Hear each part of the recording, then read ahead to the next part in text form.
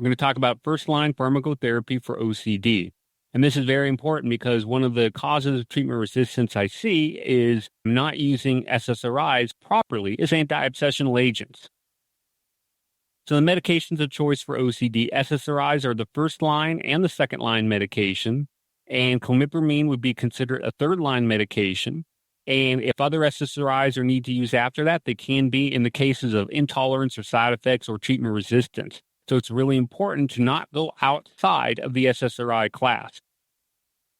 Sometimes medications are thought of or marketed as being an SSRI plus something else. And I always like to teach that if a medication is an SSRI plus it does something else, it's no longer an SSRI because it's no longer selective. So again, we want to stick with the SSRIs. Now, the list of SSRIs that are FDA approved for adults in the United States would be fluoxetine, sertraline, paroxetine, fluvoxamine, and clomipramine, which is the TCA.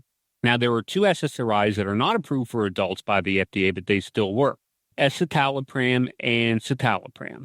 And of note, I do not recommend the use of citalopram anymore because of a black box warning that limits the maximum dosage that we can use. All of the SSRIs are basically considered to be equal, whether they're FDA approved or not FDA approved.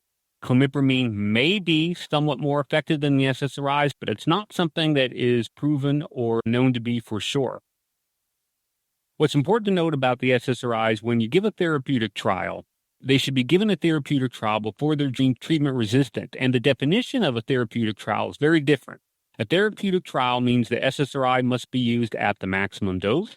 The maximum dose must be maintained for a minimum of 12 to 16 weeks, and augmentation is really usually not recommended during that time. Note that these recommended doses may be above FDA maximum guidelines. However, it's important to note that even if the SSRI at the maximum dose is used above FDA guidelines, note that these doses are evidence-based and they're consistent with numerous professional guidelines published by numerous professional organizations that recommend these medications be used at these doses, and quite frankly, these doses are perfectly safe. So, for example, with fluoxetine, we take people routinely up to 80 milligrams. We'll occasionally go as high as 120. With sertraline, I will take people up to 400 milligrams, and paroxetine 80 milligrams. And so, again, they need to be at this maximum dose for a minimum 12 to 16 weeks before we gauge improvement. Patients will often start to see some response in 3 to 5 weeks, but even if they don't, they need that full 12 to 16 weeks before we know if the medication truly is going to work or not.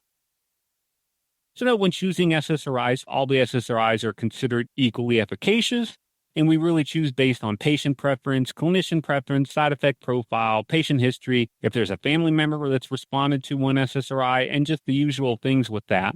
And again, we usually reserve clomipramine as a third line due to its typical tricyclic side effects. So the key points here, SSRIs and clomipramine are the first-line medications for OCD. Other classes of antidepressants and other medications are either less effective or not effective. So again, we stick with the SSRIs. Even in the case of treatment resistance, we'll cycle to a third SSRI, fourth one, a fifth one.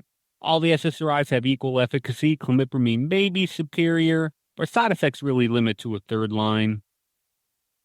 The SSRI use is very different for OCD compared to major depression. So when you use an SSRI as an anti-obsessional, it's very different than using an SSRI as an antidepressant.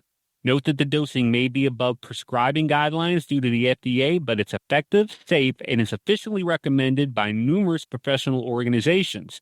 And therapeutic response can take as long as 3 to 4 months in some patients.